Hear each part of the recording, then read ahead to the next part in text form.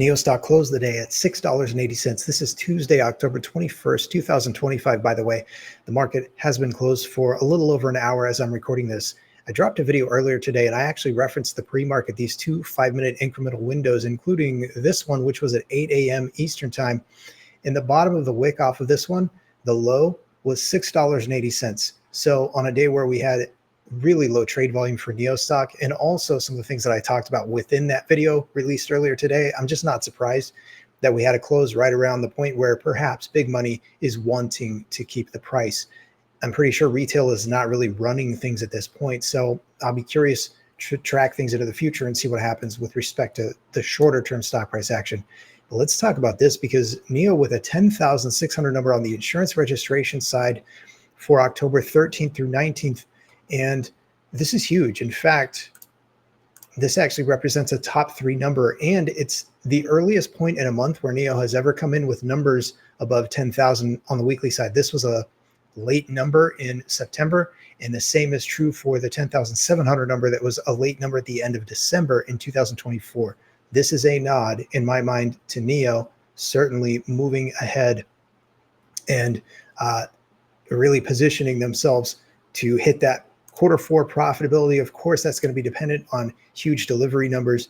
And so on the production and delivery side of things, that matters. Normally, I share the data from Thinkercar, but because we didn't get the data shared from last week, this data right here, I decided to go ahead and share this. Also, a special shout out to CNEVhome, or CNEVhome, because this is only one of 3 Twixter accounts, I guess. Twixter is what I call the platform that William Lee is following, and they followed me. So I appreciate that follow from them. Shishay, thank you.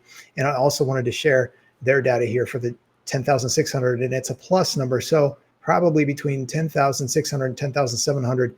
And again, for the month, NIO looking very strong. So I look forward to the data next week. This, by the way, is normally the way that I would share the data. And one of the things I like about this presentation is I'll typically be able to do a comparison month over month on the individual weeks. So for example, if we had the data, I would have shown this week in the month, like the whatever second full week versus the second full week of last month, just for a short-term comparison and to give us some indicator of how things are looking.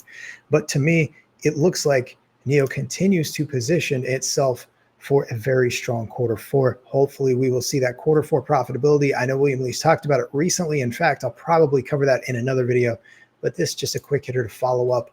And I'll link the video from earlier today in case you didn't see it, so you can check out what I'm thinking about and wondering about NIO Stock with respect to the $7 price level this week. Again, it could be a nod or a sign, an indicator that retail is not in control at the moment. So does that mean it'll sell off? I don't know. I think when you look at the left-hand side, there's no question we remain in an uptrend, that started probably back in about mid to early July. So I'll keep tracking things in the short term, as well as remaining focused on the research and the big term or big picture overview.